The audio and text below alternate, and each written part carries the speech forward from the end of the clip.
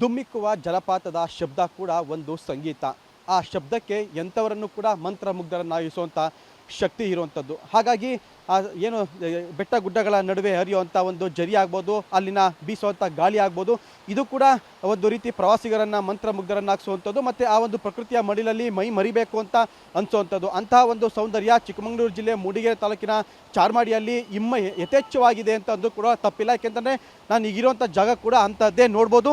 ಇದು ಚಿಕ್ಕಮಗಳೂರು ಜಿಲ್ಲೆ ಮೂಡಿಗೆರೆ ತಾಲೂಕಿನ ಅಂದರೆ ಚಿಕ್ಕಮಗಳೂರು ಜಿಲ್ಲೆಯಿಂದ ದಕ್ಷಿಣ ಕನ್ನಡ ಜಿಲ್ಲೆಗೆ ಸಂಪರ್ಕ ಕಲ್ಪಿಸುವಂಥ ಒಂದು ಮಾರ್ಗ ಚಾರ್ಮಾಡಿ ಘಾಟಿಯಲ್ಲಿ ಇರುವಂಥ ಒಂದು ಅತ್ಯದ್ಭುತವಾದಂಥ ಒಂದು ಸೌಂದರ್ಯದ ತಾಣ. ಏಕೆಂದರೆ ಇಲ್ಲಿ ಸುಮಾರು 100ಕ್ಕೂ ಅತಿ ಹೆಚ್ಚು 100 ಅಡಿಗೂ ಎತ್ತರದ ಪ್ರದೇಶದಿಂದ ನೀರು ಧುಮ್ಮಿಕ್ತಾ ಇರುವಂಥದ್ದು. ಈ ಒಂದು ಶಬ್ದ ಕೂಡ ಕೇಳುವಂಥವರಿಗೆ ಒಂದು ಮನೋಲ್ಲಾಸ ಅಂದರೆ ಮನಸ್ಸಿಗೆ ಒಂದು ಖುಷಿ ನೀಡುವಂಥದ್ದು.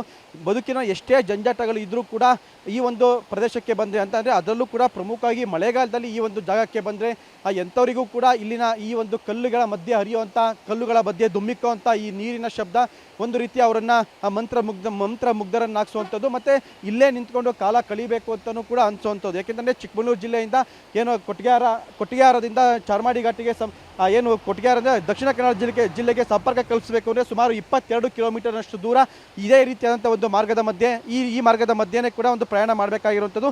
ಈ ಒಂದು ಮಾರ್ಗದಲ್ಲಿ ಸುಮಾರು ಇದೇ ರೀತಿಯಾದಂಥ 100 ಜಲಪಾತಗಳು ಕೂಡ ಇರುವಂಥದ್ದು. ಹಾಗಾಗಿ ಪ್ರತಿಯೊಂದು ಜಲಪಾತದ ಮುಂಭಾಗದಲ್ಲೂ ಕೂಡ ಸಾಕಷ್ಟು ಪ್ರವಾಸಿಗರು ಇರುವಂಥದ್ದು ಮತ್ತು ಇಲ್ಲಿನ ಸೌಂದರ್ಯವನ್ನು ಸವಿಯುವಂಥದ್ದು. ಆದರೆ ಈಗಾಗಲೇ ಇತ್ತೀಚಿನ ವರ್ಷಗಳಲ್ಲಿ ಕೆಲ ವರ್ಷಗಳಿಂದ ಈ ಒಂದು ಬಂಡೆಗಳ ಮೇಲೆ ಪ್ರವಾಸಿಗರು ಮೇಲೆ ಹತ್ತಿ ಅಲ್ಲಿ ಫೋಟೋ ತಗೊಳ್ಳುವಂಥದ್ದು, ಸೆಲ್ಫಿ ಮಾಡ್ಕೊಳ್ಳುವಂಥ ಒಂದು ಗೋಜಿಗೆ ಕೂಡ ಹೋಗುವಂಥದ್ದು.